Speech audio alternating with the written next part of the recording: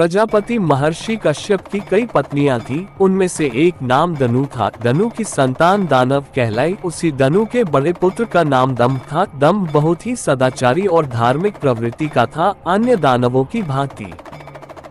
उनमें न तो ईर्ष्या ही थी और न ही देवताओं से विद्वेष भावना। वह विष्णु का भक्त था और उन्हीं की आराधना किया करता था, लेकिन उसे एक ही चिंता सताती रहती थी कि उसके कोई पुत्र न था। आचार्य शुक्र ने उसे श्री कृष्ण मंत्र की दीक्षा दी। दम्भ ने दीक्षा पाकर पुष्कर में महान अनुष्ठान किया। अनुष्ठान सफल हुआ। उसके अनुष्ठान से प्रसन्न होकर भगवान विष्णु प्रकट होकर बोले, वत्स, मैं तुम्हारे अनुष्ठान से प्रसन्न हूँ, वर मांगो। दम्भ बोला, भगवान, यदि आप मेरी तपस्या से प्रसन्न हैं तो मुझे ऐसा पुत्र दे जो आपका भक्त हो और त्रिलोकजयी हो, उसे देवता भी युद्ध में न जीत सके। भगवान विष्णु ने तथास्तु कहा और अंतर्धान हो गए और दम्भ प्रसन्नचित अपने घर लौट आया। गोलोक में श्री राधा ने श्री कृष्ण पार्षद श्रीदामा को असुर होने का शाप दिया था। शाप मिलने पर वही दम्भ की पत्नी के गर्भ में आया। जन्म होने के पश्चात दम्भ ने अपने उस पुत्र का नाम शंखचूड़ रखा। जब वह कुछ बड़ा हुआ तो दम्भ ने उसे मुनि जैगीशिव्य की देखरेख में रख दिया। मुनि जैगीशिव्य ने उसे शिक्षा दीक्षा दी। अपनी कुमार अवस्था में ही शंखचूड़ पुष्कर में पहुंचा और उस महान धार्मिक तपस्थली में ध्यान मग्न रहकर वर्षों तक ब्रह्मा जी की तपस्या करता रहा। उसकी घोर तपस्या से प्रसन्न होकर ब्रह्मा जी प्रकट होकर बोले, वत्स, मैं तुम्हारी तपस्या से प्रसन्न हूँ, वर मांगो पितामह। मुझे ऐसा वरदान दीजिए कि मुझे देवता पराजित न कर सके। शंखचूड़ ने कहा। ब्रह्मा जी ने उसे ऐसा ही वरदान दिया और श्री कृष्ण कवच प्रदान करते हुए उसे आदेश दिया, शंखचूड़, तुम बद्रिकाश्रम चले जाओ, वहां तुम्हारा भाग्य का सितारा उदय होने की प्रतीक्षा कर रहा है। आदेश मानकर शंखचूड़ बद्रिकाश्रम पहुंचा। वहां महाराज धर्मध्वज की पुत्री तुलसी भी तपस्या कर रही थी। दोनों का आपस में परिचय हुआ और ब्रह्मा जी की इच्छानुसार दोनों का विवाह हो गया। अपनी पत्नी को लेकर शंखचूड़ पुनः दैत्यपुरी लौट गया। शुक्राचार्य ने उसे दानवों का अधिपति बना दिया। सिंहासन पर बैठते ही उसने अपना साम्राज्य बढ़ाने के लिए देवलोक पर चढ़ाई कर दी। ब्रह्मा जी के वरदान के कारण वह जयी हो चुका था, अतः उसे देवों को हराने में कोई कठिनाई नहीं हुई। उसने अमरावती पर कब्जा जमा लिया। इंद्र अमरावती छोड़कर भाग निकले। देवता उसके डर से कंदराओं में जा छुपे। शंखचूड़ तीनों लोकों का शासक हो गया और सब लोकपालों का कार्य भी उसने संभाल लिया। उसने अपनी प्रजा की भलाई के लिए अनेक कार्य किए। प्रजा उससे बहुत प्रसन्न थी। सर्वत्र सुख और शांति थी, क्योंकि शंखचूड़ स्वयं भी कृष्ण भक्त था, अतः उसकी प्रजा भी भगवान कृष्ण पर पूरी आस्था रखने लगी। उसके राज्य से अधर्म का नाश हो गया। प्रजा इंद्र और देवताओं को भूलने लगी। इससे देवताओं को बहुत क्षोभ हुआ। इंद्र पितामह ब्रह्मा के पास पहुंचकर बोले, पितामह, आपने शंखचूड़ को अभय होने का वरदान देकर उसे निरंकुश बना दिया है। वह अमरावती पर कब्जा जमाए बैठा है। देवता दर दर की ठोकरें खा रहे हैं। हमें बताए हम क्या करें। पितामह बोले, सुरेंद्र, शंखचूड़ धार्मिक और रीति से अपना शासन चला रहा है। प्रजा उससे प्रसन्न है। उसके राज्य में प्रजा सुखी और संपन्न है। हमें उससे कोई शिकायत नहीं है। इंद्र बोले, ये सब तो ठीक है पितामह, लेकिन क्या हम यूं ही भटकते रहेंगे? आखिर अमरावती है तो देवताओं का ही। पितामह बोले, अवश्य है, किंतु शंखचूड़ ने तुम्हें युद्ध में पराजित करके उसे प्राप्त किया है। उसने तुम्हारी प्रजा को भी कोई कष्ट नहीं पहुंचाया है, सिर्फ सिंहासनों का ही फेरबदल हुआ है न। इंद्र बोला, लेकिन पितामह, हम आपकी संतानें हैं। क्या आप चाहेंगे कि आपकी संतानें यूं ही दर बदर भटकती रहें? कुछ उपाय कीजिए पितामह।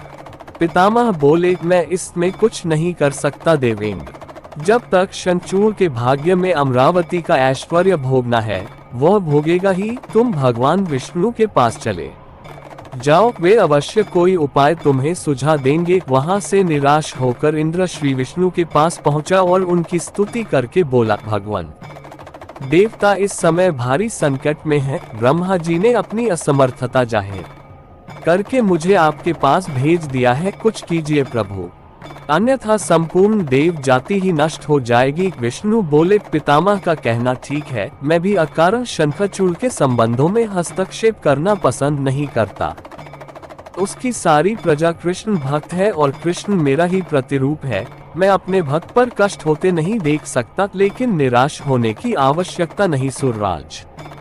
तुम भगवान शिव के पास चले जाओ और उन्हीं से कोई उपाय पूछो, वे अवश्य तुम्हारे कष्ट का निवारण कर देंगे। विष्णु की बात सुनकर इंद्र निराश भाव से बैकुंठ से निकल आया। अंत में वह भगवान शिव के पास कैलाश पर्वत न जाकर शिवलोक पहुंचा और भगवान शिव की स्तुति करके अपने आने का प्रयोजन बताया। भगवान शिव ने उसकी बात सुनी और उसे आश्वस्त किया, धैर्य रखो सुरराज, तुम्हारा सिंहासन तुम्हें अवश्य प्राप्त होगा। मैं गंधर्वराज चित्ररथ को अभी दूत बनाकर शंखचूड़ के पास रवाना करता हूँ। शिव के आदेशानुसार गंधर्वराज चित्ररथ शंखचूड़ की राजधानी पहुँचा। उस समय शंखचूड़ अपने सिंहासन पर विराजमान था। चित्ररथ ने उसका अभिवादन करने के पश्चात अपने आने का कारण बताया। दैत्यराज, मैं गंधर्वराज चित्ररथ हूँ और भगवान शिव का एक संदेश लेकर आपके पास आया हूँ। ये सुनकर शंखचूड़ के चेहरे पर आश्चर्य झलक आया। शिव के दूत को सामने पाकर वह सिंहासन से उठकर बोला, मेरा अहोभाग्य है कि भगवान शिव ने मुझे किसी योग्य समझा। आप संदेश सुनाए, क्या संदेश भेजा है भगवान रुद्र ने? गंधर्वराज बोला, दैत्यराज, भगवान शिव का संदेश है कि तुम देवताओं का राज्य उन्हें वापस लौटा दो और उनकी अधिकार उन्हें दे दो। भगवान शिव ने देवों को अभय होने का वचन दिया है। शंखचूड़ बोला, गंधर्वराज, भगवान शिव से मेरा प्रणाम कहना और उनसे कह देना कि शंखचूड़ के हृदय में आपके लिए बहुत ही ज्यादा श्रद्धा है, परंतु यदि उन्होंने इंद्र के बहकावे में आकर मुझे दंडित करने का निश्चय किया तो मैं उनकी बात नहीं मानूंगा और उनसे भी युद्ध करने के लिए तैयार हो जाऊंगा। चित्ररथ वापस लौटा और उसने भगवान शंकर को शंखचूड़ का उत्तर सुनाया। ये सुनकर शिव क्रोधित हो गए और अपने गणों को युद्ध का आदेश दे दिया। उधर शंखचूड़ ने अपने पुत्र का अभिषेक कर उसे दानवाधिपति बना दिया और अपनी पत्नी से बोला, मैंने युद्ध स्वीकार कर लिया है देवी, ईश्वर करे युद्ध में हमारी विजय हो। अब मुझे अनुमति दो, मेरी सेनाएं तैयार हैं। शंखचूड़ अपनी सेनाएं लेकर युद्ध भूमि में जा पहुंचा। दोनों सेनाएं गोमत्रक पर्वत के समीप एक दूसरे के आमने सामने आ खड़ी हुई। भगवान शिव ने शंखचूड़ के पास एक बार फिर संदेश भेजा कि वह नादानी न करे और युद्ध से दूर रहकर उनकी बात मान ले, किंतु शंखचूड़ न माना और दोनों सेनाओं में घनघोर युद्ध छिड़ गया। भगवान शिव और शंखचूड़ आमने सामने डट गए। दोनों में अनेक अस्त्र शस्त्रों से युद्ध होने लगा। फिर भगवान शिव ने ज्यों ही शंखचूड़ का वध करने के लिए त्रिशूल उठाया तो आकाशवाणी हुई, देवाधिदेव, आप प्रलयंकर हैं, सर्व समर्थ हैं, किंतु आपको मर्यादा की रक्षा करनी चाहिए। श्रुति की मर्यादा को नष्ट न करें। जब तक शंखचूड़ के पास हरि का कवच है और जब तक उसकी पतिव्रता पत्नी मौजूद है, तब तक उस पर बुढ़ापा नहीं आ सकता और न ही उसकी मृत्यु हो सकती है। आकाशवाणी के खत्म होते ही शिव का त्रिशूल अपने आप रुक गया। तभी भगवान विष्णु प्रकट हुए। शिव बोले, भगवान, आपने तो मुझे बड़े धर्म संकट में डाल दिया है। आप ही ने तो इंद्र को मेरे पास भेजा और जब मैंने उससे अभय करने के लिए युद्ध आरंभ किया तो अब आप ही का कवच आ रहा है। अब आप ही कोई उपाय सोचिए। विष्णु बोले, शंखचूड़ के शाप का समय अब समाप्त होने ही वाला है भगवान। अब इसे असुर योनि से मुक्त करके गोलोक भेजना पड़ेगा। ये कृष्ण भक्त है और कृष्ण मेरा ही प्रतिरूप है, अतः इसे वापस गोलोक में भेजना होगा। फिर विष्णु ने एक ब्राह्मण का वेश धारण किया और शंखचूड़ के पास पहुंचकर बोले, दानवराज, मैं एक निर्धन ब्राह्मण हूँ, कुछ पाने की आस लिए आपके पास आया हूँ। शंखचूड़ बोला, मांगो विप्रवर, जो भी मेरे पास है उसे दे देने में मुझे किंचित भी विलंब नहीं लगेगा। मेरा सिर भी मांगोगे तो वह भी दे देने में इनकार नहीं करूंगा। आप आदेश तो दे। ब्राह्मण वेशधारी विष्णु बोले, दैत्यराज, मुझे आपका सिर नहीं आपका कवच चाहिए। बोलिए, देंगे अपना कवच। शंखचूड़ ने अपना कवच उतारकर ब्राह्मण वेशधारी विष्णु को सौंपते हुए कहा, अवश्य। यदि भगवान कृष्ण की ऐसी ही इच्छा है तो ऐसा ही होगा। आप कवच ले जाए। ब्राह्मण वेशधारी विष्णु कवच लेकर दैत्यपुरी पहुंचे। फिर उन्होंने शंखचूड़ का वेश धारण किया और राजमहल में जाकर शंखचूड़ की पत्नी तुलसी के पास पहुंचे। तुलसी ने उन्हें अपना पति ही समझा और उनका स्वागत किया। उस रात विष्णु शंखचूड़ के महल में ही ठहरे। अचानक ही पतिव्रता तुलसी को धोखे का आभास हुआ। वह चौंक कर बिस्तर से उठी, बोली, कौन है तू और मेरे साथ छल करने का तुझमें साहस कैसे हुआ? जल्दी बोल, अन्यथा अपने पतिव्रत तेज से अभी भस्म करती हूँ। विष्णु अपने वास्तविक रूप में प्रकट हो गए। उन्होंने तुलसी को समझाते हुए कहा, सुनो तुलसी, तुम्हारे पति का समय पूरा हुआ। एक शाप के कारण ही उसे असुर योनि में आना पड़ा था। अब से वह गोलोक में रहेगा, क्योंकि तुम्हारा पतिव्रत धर्म ही उसकी रक्षा कर रहा था। इसलिए मुझे छल करके तुम्हें कलुषित करना पड़ा। तुलसी रोते हुए बोली, यह आपने अच्छा नहीं किया भगवान।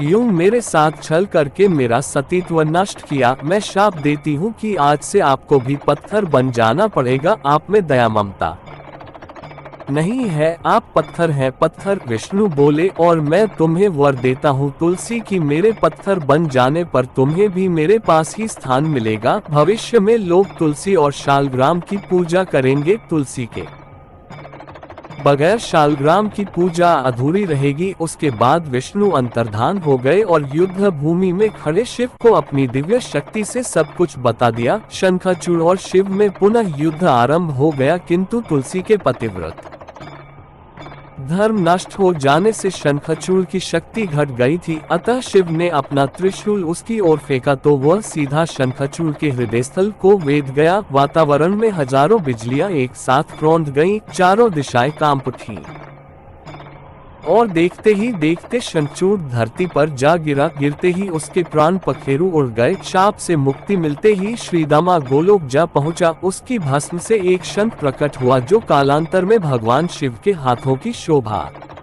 बना। देवताओं ने शिव की जय जयकार की और इंद्र को अपना सिंहासन पुनः प्राप्त हो गया।